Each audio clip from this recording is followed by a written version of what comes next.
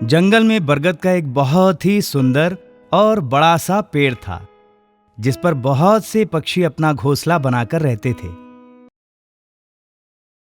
एक दिन तोते ने पेड़ से कहा, पेड़ भैया, तुम कितने खुशनसीब हो।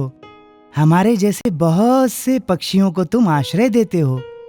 सबसे बड़ी बात तो ये है कि तुम्हारे चलते ही सभी पक्षी दिन में चाहे कहीं भी रहें, लेकिन शाम को वापस अपने घोंसले में आ जाते हैं और सब एक दूसरे का हाल चाल पूछते हैं। तुम अकेले इतने सारे पक्षियों को जोड़कर एक साथ रखने का काम भी करते हो। तुम कितने पुण्य का काम करते हो पेड़ भैया। तोते की बात सुनकर पेड़ ने कहा, तुम्हें भी तो ईश्वर ने इतनी मीठी आवाज दी है। तुम चल सकते हो, उड़ सकते हो। मैं तो एक ही जगह पड़ा रहता हूं। मैं चल नहीं सकता, उड़ नहीं सकता। मैं भी सोचता हूं काश मैं भी चल सकता, उड़ सकता, लेकिन मुझे ईश्वर ने चलने और उड़ने की क्षमता नहीं दी है। तुम मुझसे ज्यादा खुशनसीब हो। पेड़ की बात सुनकर तोता बोला, लेकिन तुम हम सबके आश्रयदाता हो, इसलिए तुम बड़े ही महान हो। मैं तुम्हारा दोस्त हूँ पेड़ भैया। ठीक है, अब मैं अपने भोजन का प्रबंध करने जा रहा हूँ। थोड़ी ही देर में आ जाऊंगा, तो मैं बैठकर तुमसे खूब सारी बातें करूंगा। इतनी बात कहकर तोता पेड़ के घोंसले में से उड़कर जंगल में भोजन की तलाश में निकल गया। पास में ही एक बगीचा था, जिसमें अमरूद के पेड़ थे। उसमें बहुत ही सुंदर सुंदर पके हुए अमरूद थे। तोते ने सुंदर अमरूद देखे तो उस पेड़ पर बैठ गया और अमरूद खाने के लिए जैसे ही उसने चोंच मारी, उस पके हुए अमरूद में कीड़े पड़े हुए थे। तोता अमरूद को थूक कर बुरा सा मुंह बनाने लगा। उसे देखकर अमरूद ने कहा, दोस्त, इसमें मेरा कोई दोष नहीं। मैं बुरे कर्मों का फल भोग रहा हूं। मैं पिछले जन्म में एक विद्वान था, लेकिन अपनी विद्या को किसी दूसरे को नहीं बताया करता था। एक भी व्यक्ति और बच्चों को अपनी विद्या का दान मैंने कभी नहीं किया। इसलिए मेरे पेड़ में फल तो लगे हैं, लेकिन उसमें कीड़े पड़े हुए हैं। इसका प्रयोग कोई नहीं कर सकता। तुम चारों तरफ उड़ते हो। अगर मुझे ठीक करने वाला कोई उपाय बताए तो उससे पूछकर मुझे बताना। मैं बहुत दुखी हूं मेरे दोस्त। अमरूद का दुख सुनकर तोता दुखी हो गया। तोता दूसरे अमरूद के पेड़ पर गया और मीठे मीठे अमरूद खाकर अपनी भूख मिटाई और शाम होते ही बरगद के पेड़ पर अपने घोंसले में चला गया। बरगद से उसने अमरूद की सारी बात बताई तो बरगद बोला, उसका दुख तो ईश्वर ही दूर कर सकते हैं। अगर कभी ईश्वर या संत मिले तो उस अमरूद के पाप को समाप्त करने का उपाय बता सकते हैं। अभी दोनों बात ही कर रहे थे कि एक शिकारी जंगल में शिकार करने के लिए जहर भरे तीर लेकर आया। शिकारी जंगल में हिरण के झुंड का पीछा कर रहा था। उसने हिरण के झुंड पर एक जहर भरा तीर चलाया। हिरण शिकारी को चकमा देकर भाग निकला, लेकिन शिकारी का तीर बरगद के पेड़ पर जा लगा और बरगद में धंस गया।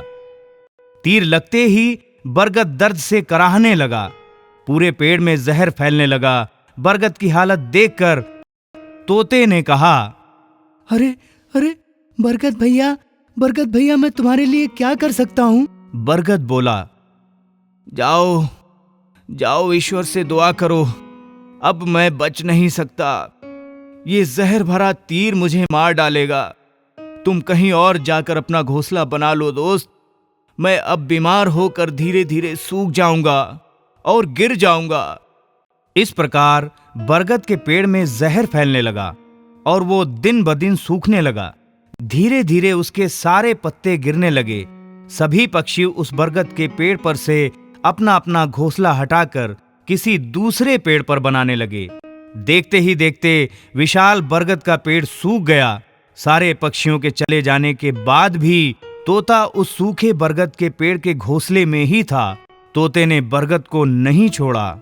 जब बरगद की ऊपर की टहनियां भी सूख कर टूट टूट कर गिरने लगीं, तब बरगद ने तोते से फिर कहा, मित्र, अब मेरा आखिरी समय आ गया है, बरसात भी आने वाली है, तुम मुझे छोड़कर चले जाओ। बरगद की बात सुनकर तोता बोला, मित्र वही होता है जो संकट काल में अपने मित्र के साथ होकर उसकी मदद करे। मैं तुम्हारे साथ अपना बहुत समय बिता चुका हूँ। अब जब तुम्हारे ऊपर संकट आ गया है तो भला मैं कैसे तुम्हारा साथ छोड़ दूं? मित्र ऐसा नहीं हो सकता है। जब तक सांस है तब तक आस है। ईश्वर का कोई ठीक नहीं कब चमत्कार हो जाए और तुम स्वस्थ हो जाओ। तुम स्वस्थ हो जाओगे तो सभी पक्षी फिर से वापस तुम्हारे पास चले आएंगे। मैं तुम्हें छोड़कर नहीं जा सकता दोस्त। मैं तुम दोनों की दोस्ती के बारे में सुन रहा था। मैं तुम लोगों की बातें समझ गया। इतना कहकर संत ने अपने झोले से एक विषधारी सर्प निकाला। सर्प ने बरगद की जड़ में अपने दांतों से बड़ी ही जोर से काटा। सर्प का जहर पेड़ में जाते ही शिकारी के तीर के जहर का असर खत्म होने लगा। पेड़ फिर से हरा भरा हो गया।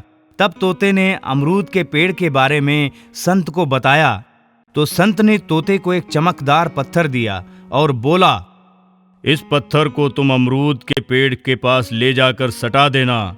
उसके सभी पाप नष्ट हो जाएंगे और कीड़े लगने भी बंद हो जाएंगे। वो भी ठीक हो जाएगा। इसके बाद ये पत्थर खुद ब खुद मेरे पास चला आएगा। इतना कहकर साधु गायब हो गए।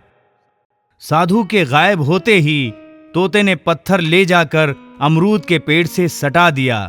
पत्थर सटने के साथ ही गायब हो गया और अमरूद के पेड़ के अमरूद में कीड़े लगने बंद हो गए। अब तोता बड़े ही मजे से अमरूद खाता और बरगद के पेड़ में जाकर सो जाता।